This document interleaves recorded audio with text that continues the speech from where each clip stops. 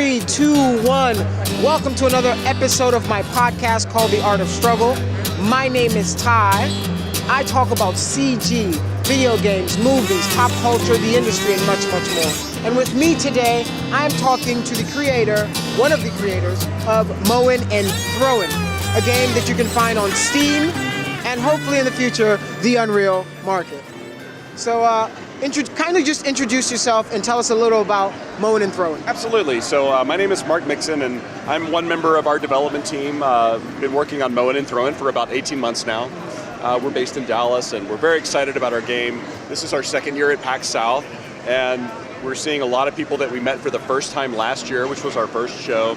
And people are really overjoyed to see the progress we've made in the last year, adding new levels, bringing in new characters, adding some new endgame kind of content, and overall just trying to make our game the best party game it can be. We're also really excited to have some big announcements about our upcoming consoles.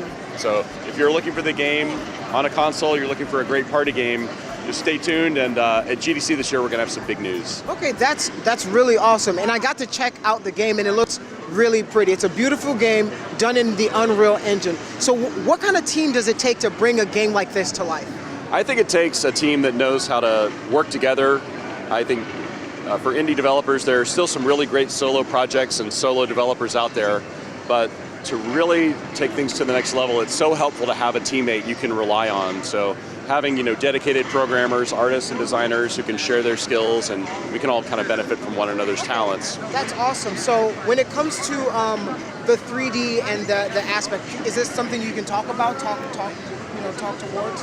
The Sure. 3D? Okay. So I come from a 3D background. Awesome. And so I was wondering, like, what are the poly counts looking like for some of your characters? Because for a game like this, because it looks very, it's very friendly, like yes. Very fun, very like whimsical almost. Because they're like little gnomes and you're in a little garden. It's almost like oh yeah. You're throwing things back and forth. What is it, Angry Birds or something like that, where you're trying to knock out the other opponent's little area. So what's your poly count for a game like this? And are we going heavy? Like, are we going Call of Duty or no?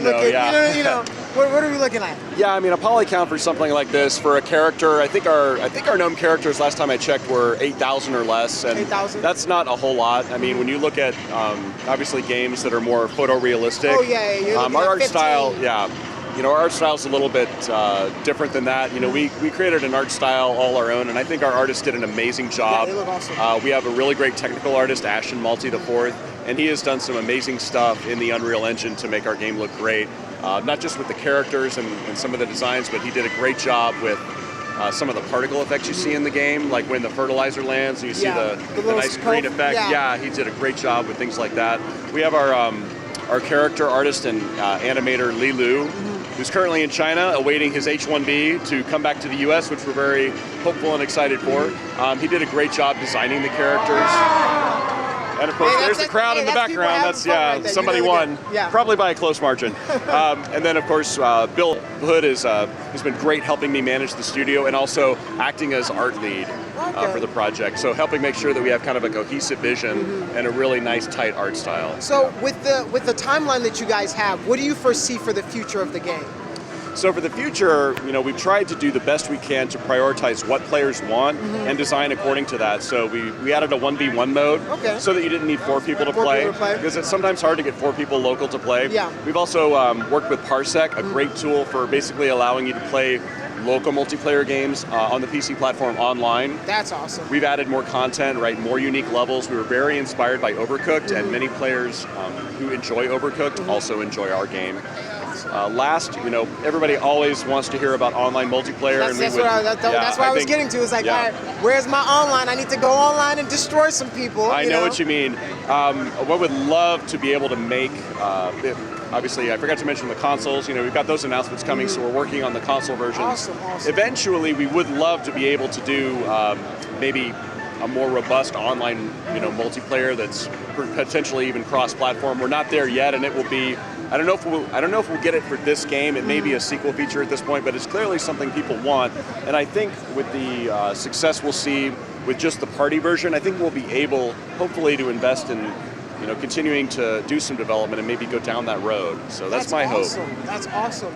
Well, I just wanted to just like talk to you about like just what gave you guys the idea of Mowin Throwin? Because what happens is like guys out there, they're like, I need to make my story about a wizard who's born in this, and then its backstory this, and then But this is a game where you pick up, you play, it's fun. You can pick it up, you can leave it, you can come back. And what kind of gave you that over the I'm gonna go on a So full disclosure, I'm actually, I did not come up with the original concept. I believe the original concept was suggested by Justin Peterson, who is a designer at Cryptic now. Okay. And it was suggested to Ed Deerian, who's a producer at Sony Santa Monica. So he just wrapped on God of War not too long ago.